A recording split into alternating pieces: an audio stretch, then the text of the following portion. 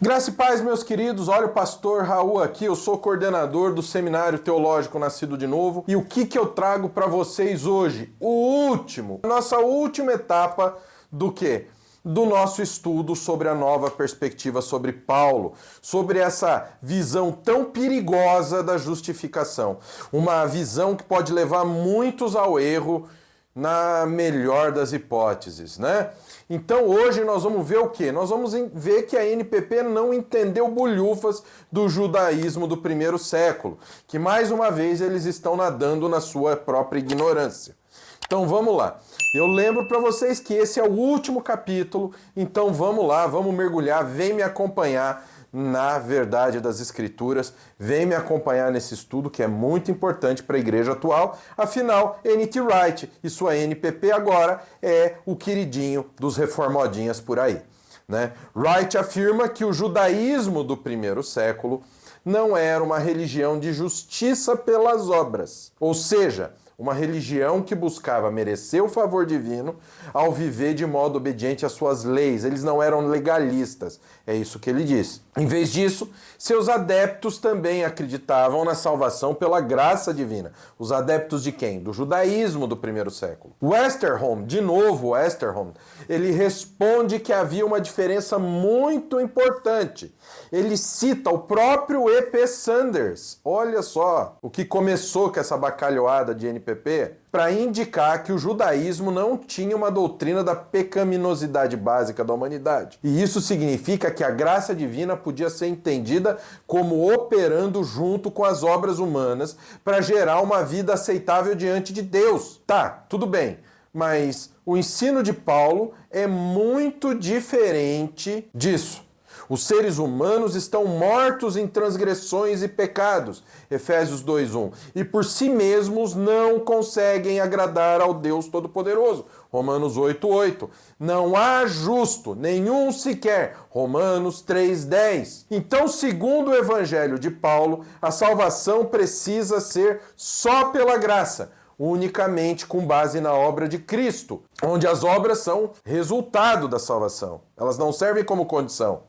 Stephen Westerholm conclui que Paulo entendeu a justificação como algo que diz respeito a uma confiança exclusiva na graça de um modo que era estranho ao pensamento dos judeus contemporâneos. Contemporâneos de quem? Dele, de Paulo. Então Wright está errado ao pensar que o judaísmo do primeiro século e o cristianismo paulino eram semelhantes em seu entendimento da salvação pela graça, pois o judaísmo não tinha uma doutrina de salvação pela graça somente. Outro dia eu ouvi num podcast cristão famosinho aí, o cara deu ênfase no judaísmo que tinha salvação pela graça também, mas não falou do resto. Além disso, várias passagens do Novo Testamento indicam claramente que o judaísmo do primeiro século não estava ensinando uma mensagem de salvação compatível com o evangelho cristão. Mateus 23, 13 a 15, Dara. Ai de vós, escribas e fariseus hipócritas, porque fechais o reino dos céus diante dos homens, pois vós não entrais nem deixais entrar os que estão entrando. Ai de vós, escribas, fariseus hipócritas, porque devorais as casas das viúvas, e para o justificar fazeis longas orações, por isso sofrereis juízo muito mais severo. Ai de vós, escribas e fariseus hipócritas, porque rodeais o mar e a terra para fazer um prosélito, e uma vez feito, o tornais filho do inferno 2 vezes mais que vós. Romanos 10, de 1 a 4. Irmãos, a boa vontade do meu coração e a minha súplica a Deus a favor deles são para que sejam salvos, porque lhes dou testemunho de que eles têm zelo por Deus, porém não com entendimento. Porquanto, desconhecendo a justiça de Deus e procurando estabelecer a sua própria, não se sujeitaram a que vem de Deus. Porque o fim da lei é Cristo para a justiça de todo aquele que crê. Filipenses 3, 3 a 7. porque nós é que somos a circuncisão, nós que adoramos a Deus no Espírito e nos gloriamos em Cristo Jesus e não confiamos na carne. Bem que eu poderia confiar também na carne. Se qualquer outro pensa que pode confiar na carne, eu ainda mais. Circuncidado ao 8º dia, da linhagem de Israel, da tribo de Benjamim, hebreu de hebreus. Quanto à lei, fariseu. Quanto ao zelo, perseguidor da igreja. Quanto à justiça que há na lei, irrepreensível. Mas o que para mim era lucro, isso considerei perda por causa de Cristo. Mesmo quando fala do povo judeu no decorrer do tempo, os autores do Antigo e do Novo Testamentos não ensinam que todos os judeus foram salvos pela eleição, porque pertenciam ao povo da aliança de Israel, mas ensina que aqueles que não tinham fé pessoal não foram salvos. Romanos 2, 28 e 29. Porque não é judeu quem o é apenas exteriormente, nem é circuncisão a quem é somente pela carne. Porém, judeu é aquele que o é interiormente, e circuncisão a que é do coração no espírito, não segundo a letra, e cujo louvor não procede dos homens, mas de Deus. Romanos 9:6. E não pensemos que a palavra de Deus haja falhado, porque nem todos os de Israel são de fato israelitas. 1 Coríntios 10:5. Entretanto, Deus não se agradou da maioria deles, razão porque ficaram prostrados no deserto. Hebreus 3:16 a 4:2 também trata desse assunto. E por que a ideia de Wright engana tanta gente? E essas ideias, por quê? Porque essas ideias são comuns ao judaísmo e ao papismo.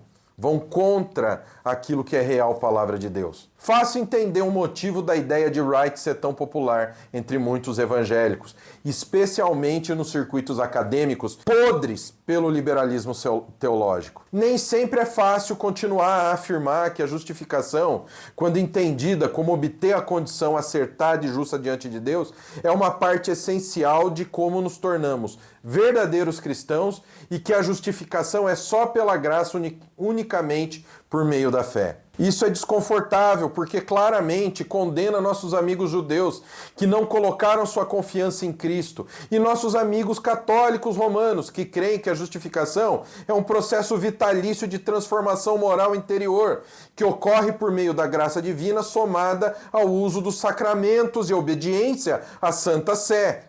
Mas na ideia que Wright tem da justificação, essas diferenças não são nada. Wright acredita piamente que se a gente seguir o Sanders na sua compreensão do papel da graça no judaísmo do primeiro século, um dos benefícios vai ser que os cristãos tratarão os judeus com um tanto a mais de respeito do que fizeram no passado. Ele completa: os cristãos paulinos e os sucessores do judaísmo do primeiro século não deveriam amaldiçoar uns aos outros, como frequentemente têm sido propensos a fazer. Em resposta, a concepção de N.T. Wright do evangelho cristão resulta em menos diferenças claras com o judaísmo, mas a sua concepção também minimiza ou omite a ofensa da proclamação do evangelho do Novo Testamento de que as pessoas precisam se arrepender dos seus pecados e confiar só em Jesus, não em qualquer uma de suas obras, para receber o perdão dos pecados e para obter uma condição correta diante de Deus. A concepção do N.T. Wright também minimiza nossas diferenças com os papistas. A gente não precisaria mais insistir na justificação. A gente não precisa mais insistir que a justificação ocorre no início da vida cristã e que ela é parte do que significa tornar-se um verdadeiro cristão. Isso talvez torne a nova perspectiva sobre a justificação atraente para muita gente, mas não consegue tornar essa concepção fiel ao Novo Testamento, fiel ao que interessa, a Bíblia. E nós temos que saber a Escritura para não cair na conversa fiada desses caras. Sabe, a gente vê pessoas aí que parecem ser tão inteligentes e vêm com conversa fiada a respeito do quê? Daquilo que a Bíblia não prega. E nós temos que estar preparados a defender a nossa fé contra as falsas doutrinas. E esse é um ponto importantíssimo que eu trago para você. Você sabe defender sua fé? Você sabe quando um membro de seita vem trazer uma abobrinha dessa para você, você sabe se defender? Você sabe ir lá nos originais e ver o que a Bíblia realmente está dizendo para saber se aquilo que eles estão citando está certo?